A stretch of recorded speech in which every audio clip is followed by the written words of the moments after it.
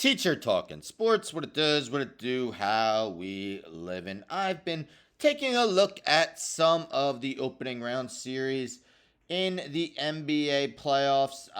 Yesterday I looked at Lakers Nuggets, day before that Magic Cavs, day before that Suns Timberwolves. You can check them out.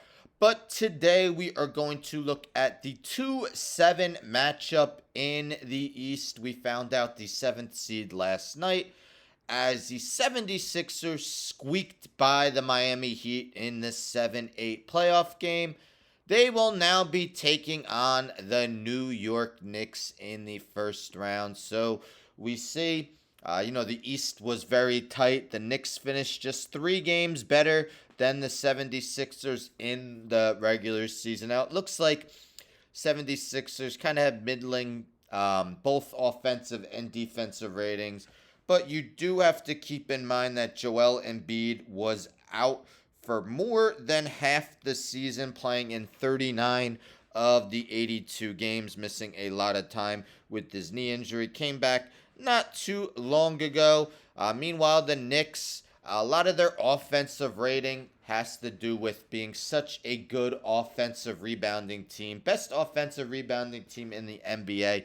That was even with Mitchell Robinson missing more than half the season, and he's arguably the best offensive rebounder in the game. Now, the Knicks were actually second in points allowed per game, but they were also last in pace, thus why their defensive rating is 10th in the league, but their net rating of 4.8 was still the 5th best in the NBA. If we take a look at the projected starting lineups for the series, 76ers starting basically a 2-point guard backcourt in Kyle Lowry and Tyrese Maxey. Lowry's been okay since joining the 76ers, at least provides that veteran leadership. One guy who had been a starter for much of the season but not listed, DeAnthony Melton, did not play in the play-in game. Unclear if he will be back for this opening round series. He's had back troubles. I think Tobias Harris is going to be a huge key for the 76ers. We know Joel Embiid's going to get his. Actually, in his postseason career, Embiid has more free throws made than field goals made. So it's going to be key seeing how well Isaiah Hartenstein can stay out of foul trouble. But Tobias Harris, so many games where he's just invisible. And then, occasionally he'll put up like a 30-point night. But yeah, he's going to be a huge X factor for the 76ers. Meanwhile, of course, for the Knicks, you know who their number one piece is. Jalen Brunson. Julius Randle has been out since late January. Of course, we'll miss the entire postseason. Jalen Brunson stepped his game up even more in his absence.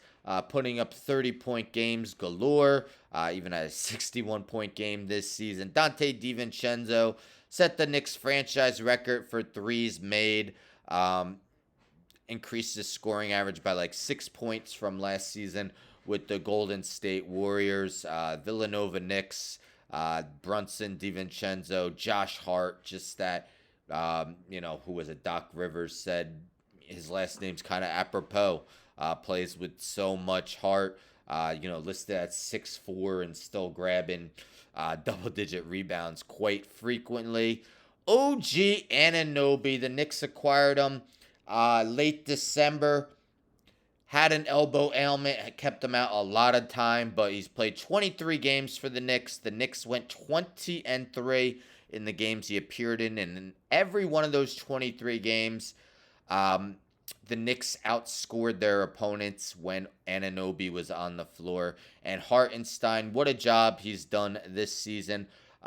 Mitchell Robinson, of course, was a starting center to begin this season, but Hartenstein's taken his place. Robinson, it's only been back for 5-6 games, but he's going to play an important role as we take a look at the key reserves. And for both teams, they might only go 8 deep, meaning 3 of their bench pieces. We know Thibodeau does like to shrink his rotation, sometimes even more, once postseason begins. So for the Knicks, Bojan Bogdanovic, really started off slow with the Knicks, but has really got his game going. Let's say the last 6 or 7 games looking, more like that 40% three-point shooter he's been for much of his career. Deuce McBride, Miles McBride, what a surprise, awesome season. The Knicks got him on the cheap for the next couple seasons. Excellent extension the team was able to sign him to.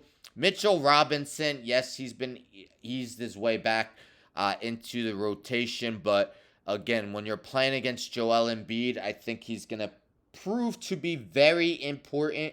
If you remember that Knicks Cavs series, he arguably was the most important player for the Knicks in that opening round series, as he outplayed both Evan Mobley and Jarrett Allen last season. So you need Robinson to be healthy. As I mentioned, Embiid just lives at the foul line. You would probably expect a game or two where Hartenstein gets in early foul trouble.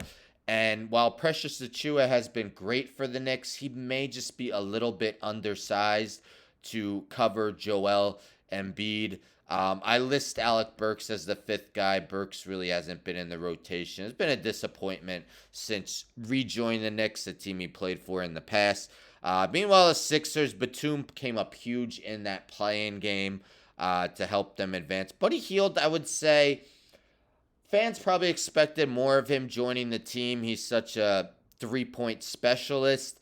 I wouldn't say he's necessarily maximized his role with the Sixers yet, but he's had some big games against the Knicks in the past. And Paul Reed, who performed quite well, especially with Embiid out. They might go 8 deep as well. Maybe Cameron Payne gets a little playing time. I listed Anthony Melton, but again, it's kind of unclear whether he's going to play in this series or not. Now, the Knicks won 3 of 4 against the Sixers this season, but Joel Embiid was only available for the first of those 4 games. Now, that game was a complete blowout, and one was, I think, maybe the third game that Anunoby was on the Knicks.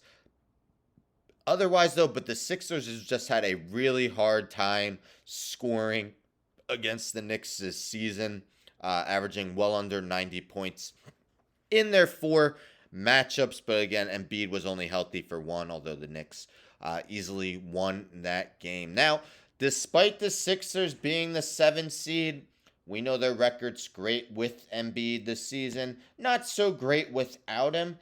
And the Sixers are actually the slight favorite. According to DraftKings Sportsbook, the Sixers are listed at minus 115 to win the series, compared to the Knicks at plus 105. So they're expecting to be a superb series. Begins on Saturday. Now, I did my prediction on each of the first 3 series I took a look at.